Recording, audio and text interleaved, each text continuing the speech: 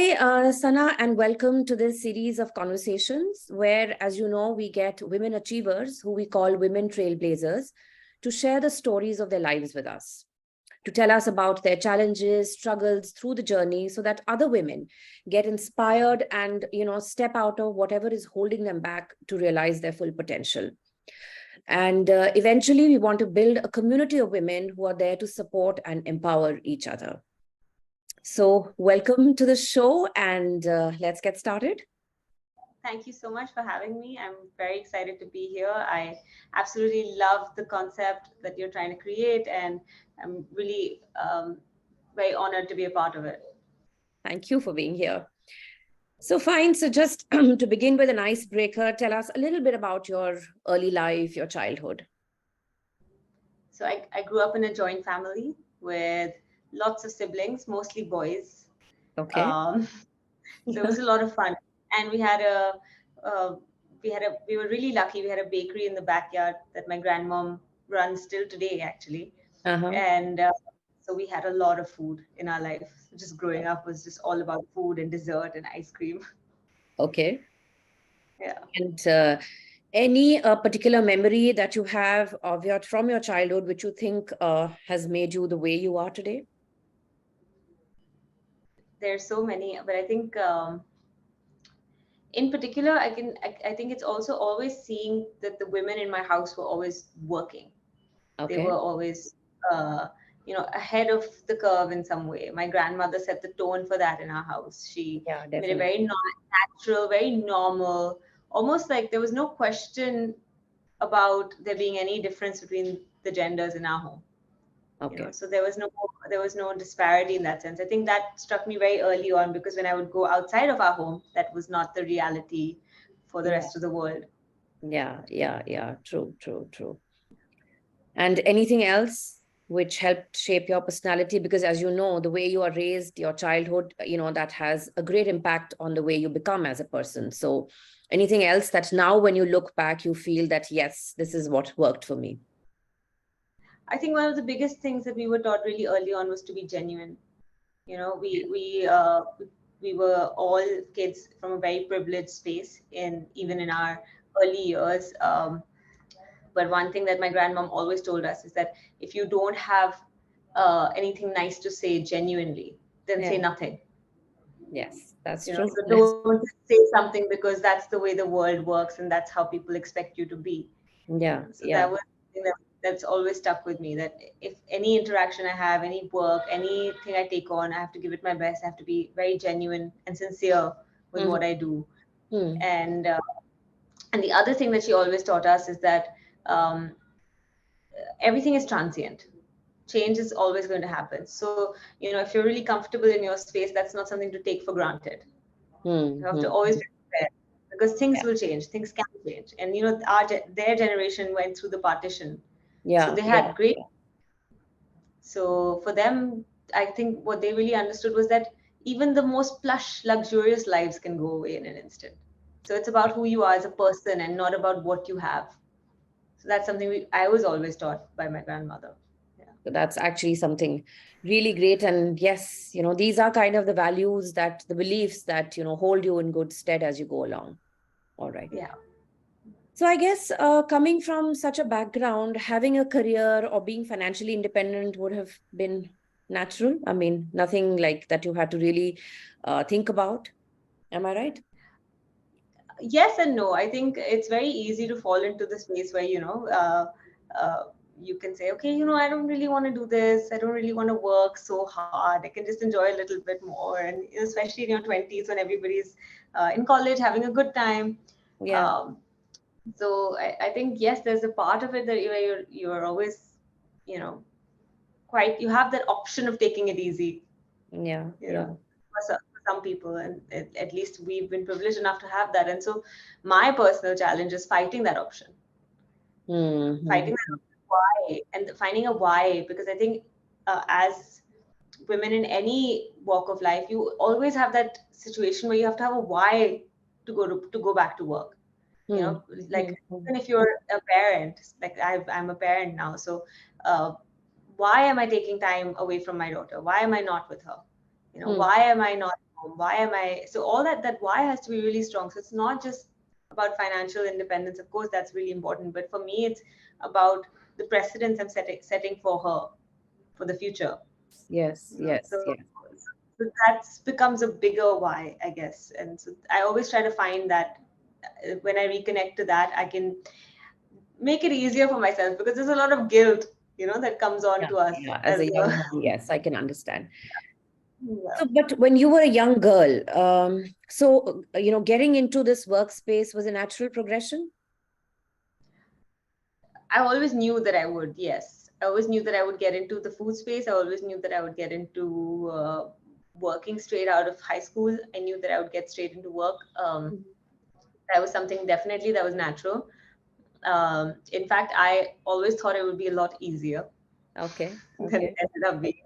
Mm-hmm. Yeah, so that was very natural for me because I always wanted to create value Uh-huh. somewhere, create value, Okay, okay. yeah. So that was, yeah, And very of course, natural. living up to what your grandmother had set up. I mean, it was, I mean, quite an example. So I guess living up to those standards also must have played somewhere at the back of your mind. Because I guess when you Yeah, have, yeah, sorry, I was just gonna say that, she's self-made, yeah, of course. as Yeah. a so um I think somewhere that made, at least for me, it made me realize that everything that I've been fortunate to have in my life is not something I take for granted. Like going to a good school, going to a good college, having the access to good education is not something I want to waste. Definitely. I always wanted to sort of find a path where I would, create something out of that. So for my grandmom, she never had expectations of us that, okay, you have to be a certain type of way or you have to do a certain type of thing. Mm-hmm.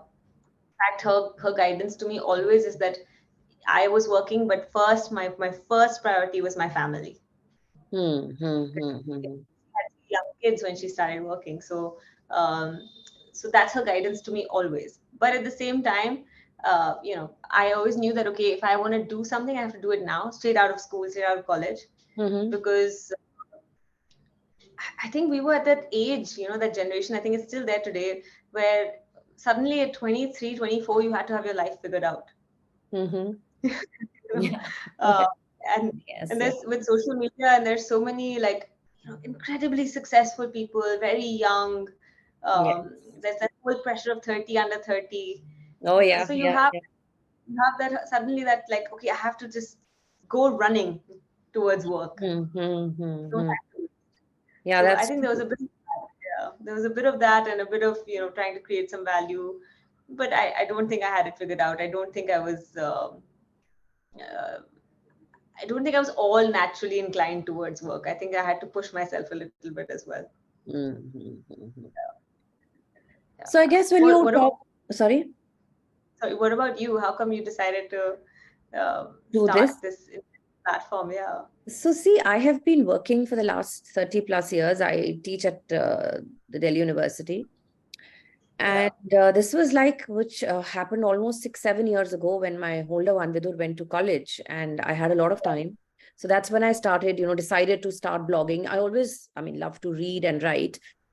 So it took a while for it to kind of take off, but that's how it is. And then, of course, this women thing, I'm, largely, I mean, I really get, how should I say, I mean, women empowerment and being there for women is something that I really care for. In fact, I'm doing my doctorate on gender diversity.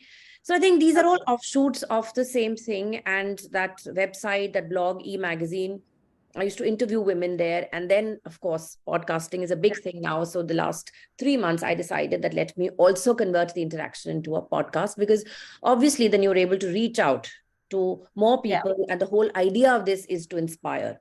So the more platforms you're present on, the more is your ability to reach out. So that is how it all began. Yeah. Yeah. That's lovely. Yeah. Yeah.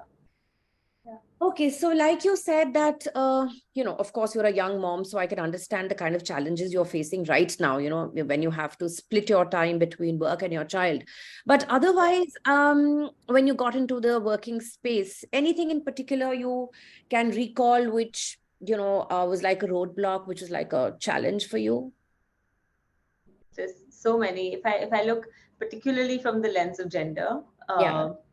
being straight into work. I started working with my dad initially because I wanted to get experience in the food industry, Mm-hmm. and the first thing that I would do is just go and attend all the meetings of all the verticals I was in, but as a observer because I was Okay. still in college Mm-hmm.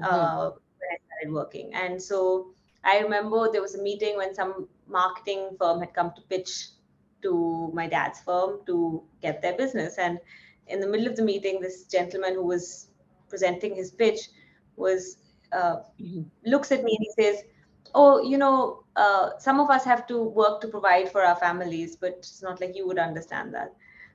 Uh, and then he went on with his conversation. He didn't know who I was, that I had any relation to the family that runs this business, nothing. I didn't even introduce myself. He just said that purely because there was a young looking girl sitting in the room and Mm-hmm. she's a girl. And why would a girl have to provide for her family? Yeah. Yeah. So it struck me as really odd.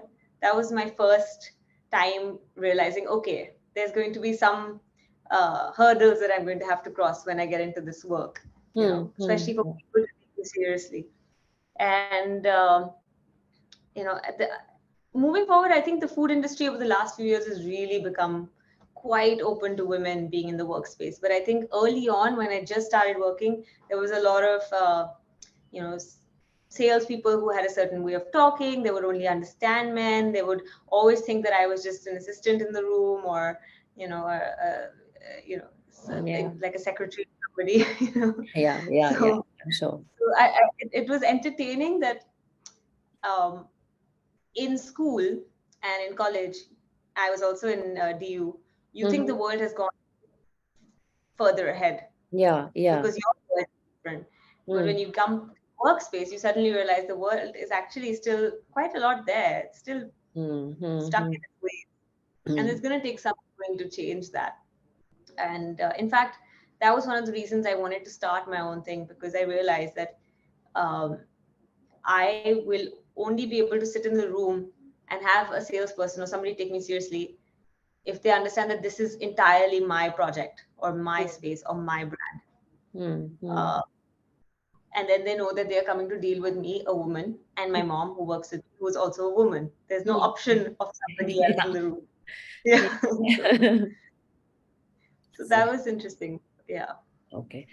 So also being a woman is one thing, and you think age was also a reason why people maybe initially did not take you seriously? Absolutely. I think particularly in family business spaces, or as a young entrepreneur, you'll always have those hurdles, where people have been working much longer. People Yeah. have way more experience, and you come in with fresh perspectives and fresh ideas, and change everything. And that's the standard story everywhere, And Yeah. Yeah. Yeah. there's some people that are excited by change, and of course, many that aren't. So there's always resistance Most, I think, from are that. not. People do resist change. Yeah, that is true. Okay. Yeah. All right.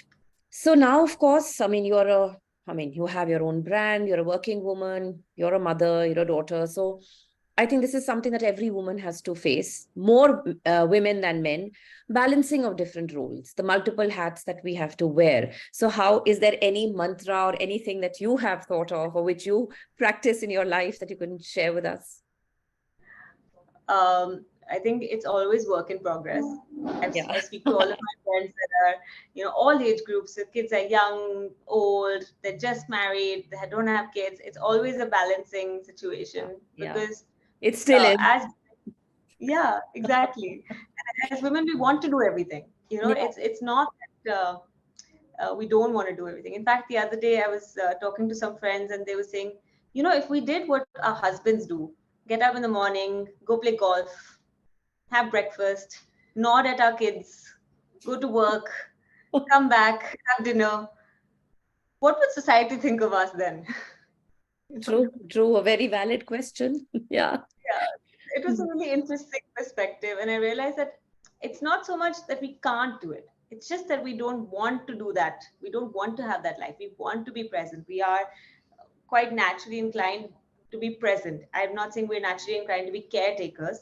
Yeah. That's a very Yeah. personal choice. But I think at least the women that I know in my life, they always want to be present and do, try to do everything that they want, that they desire, right? For me, I've realized that I've had to stop being so hard on myself about having a very rigid schedule, especially since my daughter came around, because I was the type of person who had to be at work at 9:30 latest, and would stay there all day and every day. And if something took me away from work, which was, quote unquote frivolous, I found it very odd. And I know a lot of people who still work like that, and that's great if that works for them, But for me, I want to be more present at home with my child, at least in these early years. I realized that I have to find a balance. So either I, schedule my day so I get pockets of time with her, or I bring her to work with me, which I don't know how healthy it will be in the long run, but she's it's been an interesting journey, but mostly it's been an interesting journey with my own mind and my own rules for myself and my own perception of what it means to be a working woman. I think the greatest benefit from COVID was this ability to work remotely, or this ability to have a flexible schedule, and people respecting that more than women wanting to do it or men wanting to do it. Other people that you work with respecting that you can work flexibly, to some degree. So I think that was the greatest benefit from COVID. And I think that's something that we can, as a society, now really take on. Because I don't think, in today's generation the dads want to just leave the kids to the moms and go to work. Or that has changed. Yeah, I think parenting, I wouldn't even say it's a mom and dad thing. It's regardless of gender, people, partners, co-partners, parents, they're all equally hands-on. Correct. For instance, for me, I have a lot of support from my husband and my family, that I have to give 100% credit to. So there are days when my daughter goes to school now, so twice a week, twice in a month I take her, twice in a month he takes her. We have that kind of schedule. So yeah, I guess then, so you have to balance, and you definitely need the support of people around you, because otherwise you can't do it. So I feel having a schedule, planning your day in advance, and also being able to prioritize. I mean, what is important right now? I think that's very important to know. I mean, if there is an emergency, work emergency, then probably you'll have to, leave your kid and then go to work. So yes, that has to be. I think also, that being said, there's also this ability to, there's this ability that I had, at least as a woman, to really be really hard on myself, to do everything. I will plan all the food and cook everything, and I will, because I want my kid to have the yummiest food, and I'm great at cooking, and I will do all the work, and I will go do my exercise also, and then go meet my friends at night, and then that's a recipe for disaster. Yeah, absolutely. Never try and do everything. So like you said, that prioritize and pick just a few things, and life gets easier. Yes, and easier. And, this is something which is long lasting. You can't burn yourself out. That is very important to know. Great. Yeah. So, Sana, when you now of course, you're still very, very young, but still life that you've led so far, if you were to look back, so what do you think has been your biggest success so far? Of course, there are miles to go, but as of now. Well, as of now, I think, just seeing the way this little brand that my mom and I started from a small counter has evolved and become its own entity has been the most incredible experience of my life. Now we have 3 completely self-owned and operated outlets. One which is a shop in shop, and we're opening 2 more within the next few months. So just seeing that this little tiny idea that we had sitting at home of bringing some of my childhood desserts to the world kind of flourish into its own thing, its own identity. And I remember I was in Ahmedabad doing a short executive education thing in IIM, and I met with some who said, "Oh, you run Zoet?"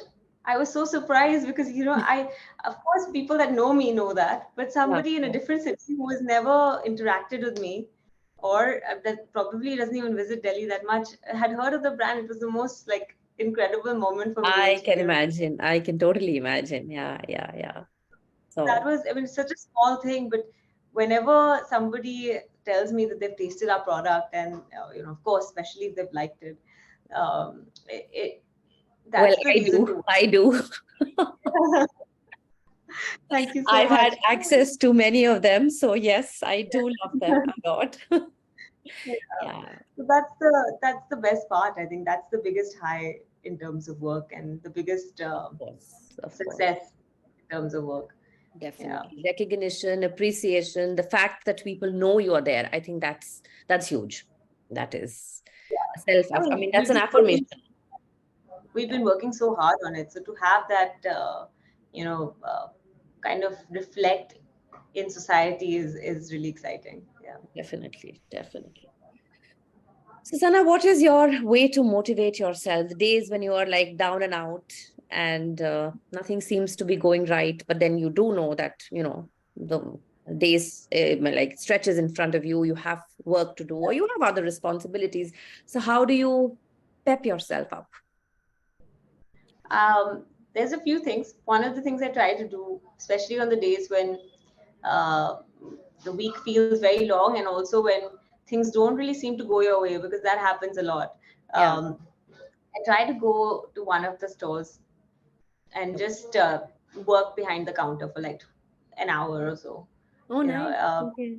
because that interaction, especially when we have kids coming into the store, and even if people aren't buying anything, just having a conversation, getting them to taste something, because you know the food that we do is happy food. I feel Yeah. it's It is. like, It is.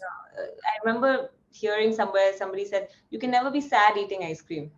No, definitely not. Definitely not. You could be sad before, but Yeah, you but can't not be sad after. while. Yeah. Yeah. While and after So both, you can't be. Hmm. yeah. So we so that's honestly one of the best ways that I find that motivation again, because when I'm there, I'm interacting with people and just like getting them to try the product, and when you see someone's face like light up when they taste something you've made, it's so exciting. It keeps you going. It kind of puts that perspective back in place, that okay, why am I doing this? Yeah. I know nothing worked out today, but this one thing worked. So that's great. Yeah. Yeah, that Yeah. can actually be hugely motivating because you're actually seeing, I mean, the fruits of your labor. You can see Yeah. somebody enjoying and you can see that, people liking it. So, definitely.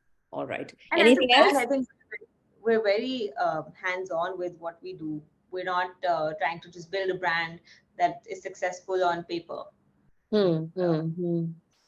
that's definitely one. And the other thing that I would say is, I kind of come back to, I practice Buddhism, so I always come back to my faith and my purpose of why I'm doing what I'm doing. Like I said earlier, there's always a larger reason that helps. Having a bigger picture always helps motivate you, because if my Definitely. goal, me, I know that if my goal was just this quarter or the next quarter or this year's sales, then I may give up at some point. But because my goal is 10 years, 20 years down the line, I know I have to keep at it. Yeah, yeah, definitely. So, which brings us to the next question. 10 years from now, where do you see yourself? Yeah, it's an interesting one. Uh, there's so many tips on how to visualize and create sort of mood boards of your future and figure out, manifest. Yes, Manifestation is yes, a thing yes, nowadays. yes, I agree. Um, but honestly, I don't know if I'll ever have the time to actually sit and do one of those exercises of Yeah, actually doing the whole manifestation mood board. But what I do know is that I would really like, in terms of work, our brand to reach a lot more people. I think our country is such a lovely place where people are now finally appreciating homegrown brands. yeah, yeah, yeah.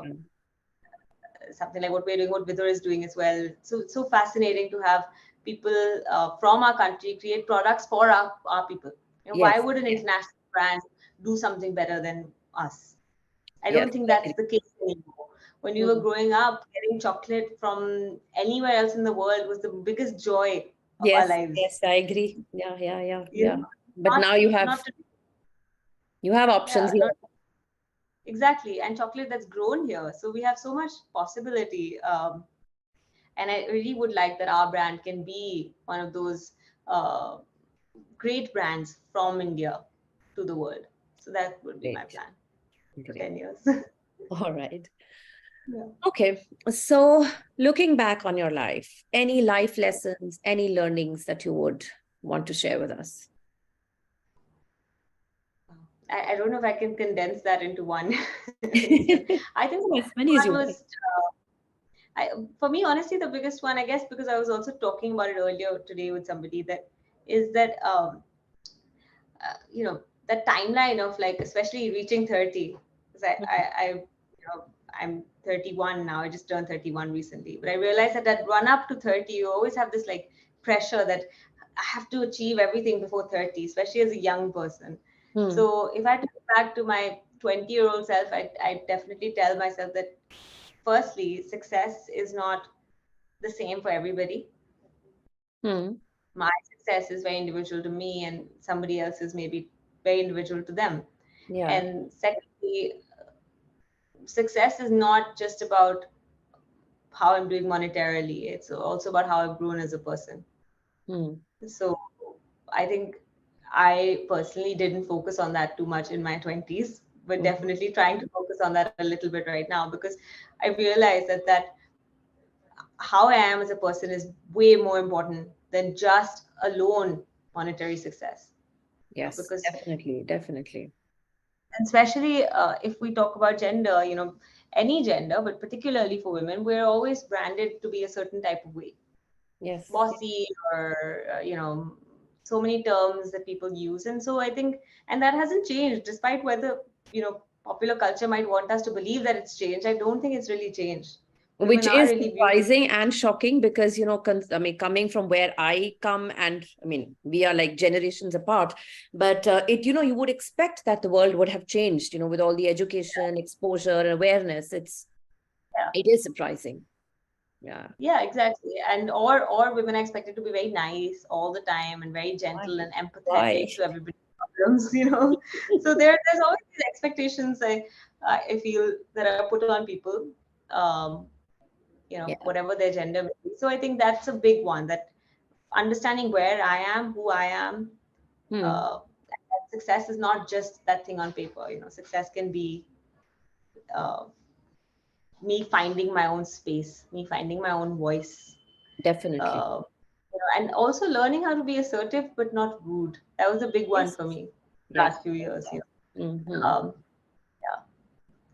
So Okay. yeah, I think that was a big lesson. All right. And on a lighter note, maybe not so light actually, but the first time I had to fire somebody, that was a really big challenge. Okay. So you were not so nice at that time.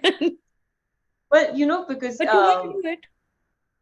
yeah, and because you also do like the people that work with you, especially if it's been a little while. Yeah. But maybe it's just not working. So it really felt like a relationship sort of ending. Yeah, yeah, I'm sure. Hmm. Yeah. Okay. So, of course, now, the world is progressing. Of course, there are many ways it hasn't, but as compared to earlier times, it is. And you have lot many women who are successful, who are making a name for themselves. So, how do people react to them? You have a brand, or you're working somewhere, you're at a top position, So, how do people in general, both men and women, react to women who've done well for themselves? What is your opinion? Well, I mean, now I feel like people are very positive. Mm-hmm. At least the people that I've been coming across in the last, few years, I found that even people that are elder, they sort of understand that Mm-hmm. women have carved out a space for themselves. There's so many, like you said, successful women, that I don't think it's possible for anyone to sort of put, a woman who's working in a corner and box them up into a housewife or a small time entrepreneur, or somebody who might not be able to reach a certain scale. I Mm-hmm. think it's quite a different landscape today. And surprisingly enough, I think our country is actually quite ahead in that space compared to many others, Yeah. because we have so many entrepreneurs that are women. In fact, even people that are just behind the scenes women entrepreneurs, they may not have brands that are consumer facing, So I think there's a lot of really interesting stuff people are doing. There are a lot of organizations that are supporting, like yourself, that are supporting women and getting these stories out. So that's been big. And like I said, I think I've also found that a lot of uh, in terms of couples, I think both partners are taking on household roles. So that norm of, it being to one gender or the other, or, uh, so on and so forth, that's gone. And that's gone across the board. It's not just that men are doing household chores, or Yeah. women are, but also in situations where women are contributing to the household in terms of finances. They're Yeah. also managing the household in terms of the, not so soft jobs like electricity and water and plumbing and, Yeah. Yeah. fixing the car and so on and so forth. So I don't think there's any gender roles in terms of that anymore either. Um, I think the biggest task is sometimes fighting that battle in your own mind. As a woman, you'll always be told or given an option. At least a lot of women are given an option of, you don't have to do this. You don't have to do that. And of course, I understand I'm talking about a very small part of society when I say this, but um, those are the people that have the opportunity to create value. If I talk about people with wealth, with means, they have the opportunity to do something to give back. So I think for them, it's more of a responsibility that they need to fight that voice in their own head that's saying, I can just go for lunch today. I don't have to get into work. I don't have to. I think it's really important that those women decide that in some way, even if it's not entrepreneurship or it's not work, in some way I have to create value in my society Yeah. beyond just my home. Yeah. So that I think is the only challenge I see in terms of the people that I've been meeting in terms of the workspace. So generally, you feel that people are more accepting and they kind of know that it is going to be there. There are so many women, so it's not something which is unheard of, or you could just kind of take it as, flash in the pan, which is not going to happen again. So yeah, I think they're getting used to the You fact. know, I mean, going back to my grandmother's time, just quickly, she didn't have Instagram or internet or 10,000 role models or people she could look up to. She had an idea and a desire Yeah. and a lot of opposition from people around her. Yeah, I'm sure. Because I'm at the sure. time, it didn't matter if you were wealthy or not, women just didn't work. Yes, yes, yes. So today you have so much access to knowledge and information and education. A lot of people are so well educated, Yeah, and yet yeah. they choose to not contribute to society on some level. I think uh, for our country, it's so important that we make it not just normal but also imperative. I totally agree. I totally agree. Yes. Like you would judge a man for sitting at home all day and doing nothing, but why? We have to hold ourselves to the same standards, right? Yes, If we yes, want yes. I feminism, agree. we want Yes. equality. When you're talking about gender balance or equality, it has to be from everywhere. You just can't say have one set of rules for yourself and another set for the other gender. I agree. So, Sana, one thing that I, of course, have noticed, and probably you too have done, that there are a lot of people who are switching gears in their midlives. Of course, you are far from it right now, but changing professions, changing careers, taking up things which were probably unheard of earlier. So, what do you think about that? And why is I it? think it's I think it's incredible. I think one of the biggest reasons why I feel people are empowered to change and to do something new is because there is no correct path to a career Mm-hmm. today for our generation. At least I feel, and especially the generation after us, the people who are younger. There is no path in the sense that you don't have to go to business school to become an executive. Mm-hmm. You don't have to do a marketing degree to work in marketing. You don't have to uh, necessarily have a chef's degree to work in a cooking business or have a home cooking business or so on. You could just be somebody who's a passionate home cook and start a business.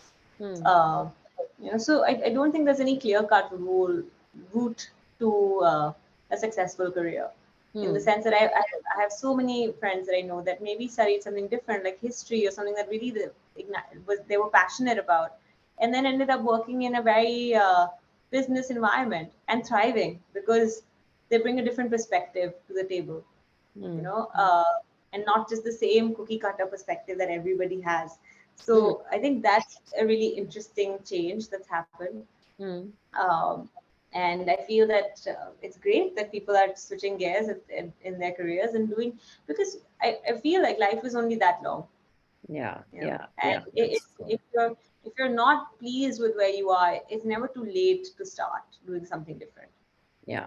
I know that my mom and my co-founder, she was perfectly happy doing what she was doing. She was working with my dad for so many years, great career. And, you know, when I said, I want to do this with you, she switched 360 degrees and became a small startup entrepreneur, sort of a small, um, you know, not as a very, very young person. I mean, of course, she's very young in her mindset, Oh, yes. but, Oh, yes. and her energy levels. But I don't think it was conventional.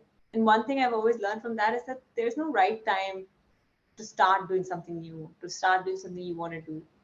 Uh, and you know, I think people are aging a lot slower now as Yeah. well. Yeah. You know, I would love to agree. yeah, I definitely feel that way, because you can have a conversation with somebody as a 25-year-old. You can have a conversation with somebody who's in their 50s, and of course, you have completely different life experiences, but you'll both understand each other really well. Yeah, You know, that's and true. it's not That's a situation where you feel, oh, they're just a whole different generation. I don't think that happens anymore. Yes, I think because of I think social media also has a large role to play in this, because you're aware, you know what's happening, and that awareness is on both the sides. So there Yeah, aren't any things that that are unheard of. I mean, I don't know what's happening in your part of the world or your corner of the world, or you don't know what's happening in mine. So there are no clear-cut boundaries any longer. There is a lot of intermingling and spilling over that's happening. So I think that is yeah, making it easier. Yeah. yeah. All right. So, your two bits for young girls. Girls who are on the threshold of their professional, personal lives. What would you like to tell them, and what should they look out for when they are just about to kind of, take off? Um, yeah. One of the first pieces of advice that a friend of mine actually gave me when I was interning endlessly for free in different companies Hmm. was know what your work is worth and add tax. And that should be what you ask people to pay you, because nothing is free. No work should be free. Because I was essentially working a full-time job under the guise of an intern. Hmm. Hmm. Hmm. So So that was the first thing, that, it's okay and it's important to ask to be paid for good work. Hmm. If you're Hmm. just shadowing somebody, and if you're just doing a learning and sort of role, then that's a different situation. Internships are great to do that, but it's very important to be able to ask for what you would like. Only then maybe you'll get it. Yeah, that So is that was, actually very true. Very true. Okay. and the other thing was, that everything starts with respect for myself. I cannot respect my work or the people that I am around if I don't respect myself. And Hmm. then the last thing that I have always tried to live with is to become indispensable wherever I work, in the sense that if I give it my all, Yeah. that people tend to understand that, okay, this is something Sana can do. This is something she can handle. Yeah. you Yeah. know Yeah. Yeah. Especially if you're just starting out, it's really important to sort of have clear idea of what you would like your work ethic to be. Hmm. Hmm. Hmm. Hmm. I'm not saying that you have to work extra hours and work on weekends and become completely selfless. I think it's important to have that respect, like I said, for yourself, Yeah. Yeah. Yeah. but also Definitely. that while we're working, to make sure that we're not taking it lightly, in that sense, to create value where we are. Yeah, yeah, that's true. And I think one thing that you mentioned, which has kind of really struck me, is that if you have the privilege, the ability, then don't waste it, in the sense that, you've been educated well, you have the financial wherewithal and the opportunity, then don't waste it. And I mean, just because you're a girl, definitely don't waste it. Yeah, I think it's very important to justify, I mean, a large amount of resources may have been spent on getting you where you are today, so you just can't say that I don't want to do anything. yeah, That, I think, is something which a lot of young girls should understand, and if they don't, I feel very strongly about it. What do you think? Yeah. No, absolutely. I think, when you start working and you interact with women from all walks of life, you realize that for a lot of people, that's not even an option. For most people, that's not even an option. Yeah. And they're going out of their way, fighting all discomfort to be able to do this, to be able to work and provide for their families. And here we are having the luxury to even debate, whether or not I should even try. But the big thing, I wanted to also just talk about quickly was that a lot of times we're afraid of failing. Yes, that's true. What people will say. And I understand that. I understand that fear. But I also feel that that's something that's what I meant. It's something we need to work on internally. Yeah. A lot of times women feel they don't have the option to fail because they're already fighting a system that exists in their lives. So that's something I think as a society we need to work on. Parents, men, and whatever gender people may ascribe to, they have to decide that failure is also acceptable.